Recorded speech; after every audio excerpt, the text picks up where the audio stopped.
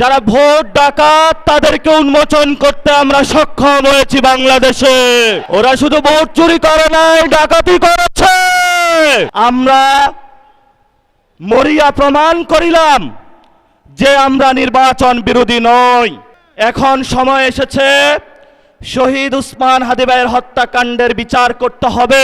আমরাই বাংলাদেশে গণতন্ত্র চাই, তোমরা চাও ভোট ডাকাতি করতে। আমরা আবার আসবো, দ্বিগুণ হয়ে আসবো, এসেছে দ্বিগুণ হয়ে। আমাদের ভাইয়ের হত্যার বিচার বুঝে নিতে হবে। প্রত্যেকটির হিসাব কড়ায় গন্ডায় আমরা ইঞ্জিনিয়ার তারেক রহমান থেকে বাংলাদেশে বুঝে নেব ইনশাআল্লাহ।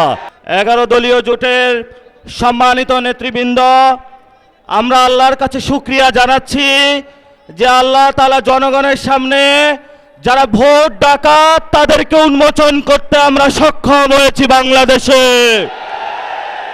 ওরা শুধু ভোট চুরি করে নাই, ডাকাতি করেছে। আল্লাহ ছাড়া আমরা কারো কাছে ভয় পাই না। বাংলাদেশের মানুষ হতাশ হবেন না। লা তাহজান ইন্নাল্লাহা মানা। আল্লাহ আমাদের সাথে আছেন, শক্তিমান। আমাদের সুস্পষ্ট অনেকগুলো দাবি রয়েছে। আজকে নির্বাচনের পরে 11 দলীয় যে ঐক্য রয়েছে, আমরা জনগণের সামনে উপস্থিত হয়েছি।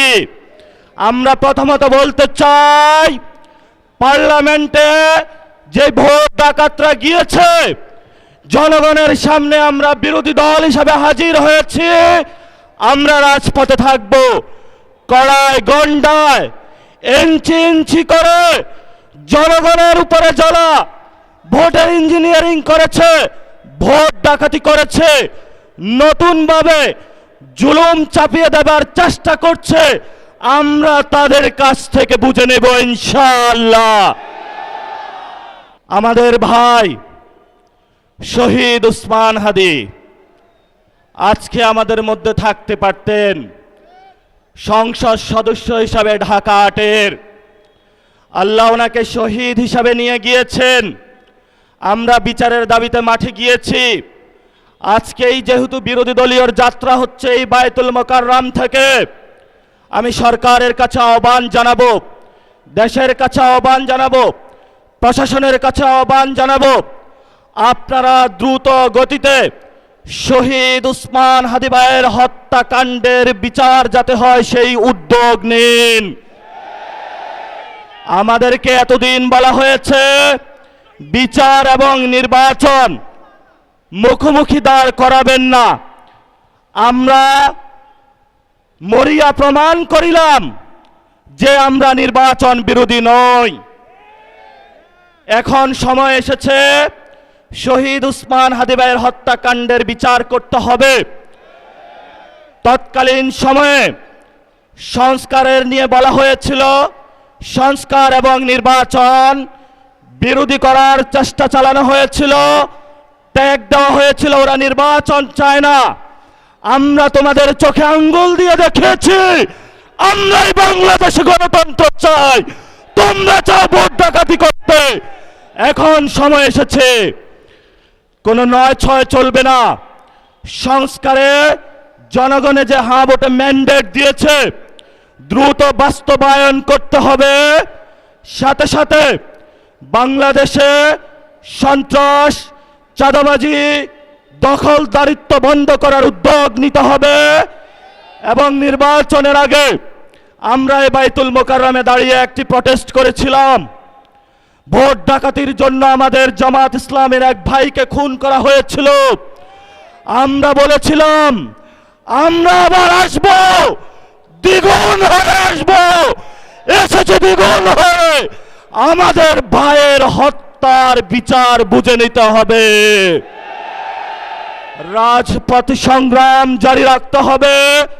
যেই বোনদের উপরে আক্রমণ করা হয়েছে, পেটে লাথি মারা হয়েছে, বোরকা ধরে টান দেওয়া হয়েছে, গুলিবিদ্ধ করা হয়েছে, পা ভাঙা হয়েছে, প্রত্যেকটির হিসাব কড়ায় গন্ডায় আমরা ইঞ্জিনিয়ার তারেক রহমান থেকে বাংলাদেশে বুঝে নেব ইনশাআল্লাহ।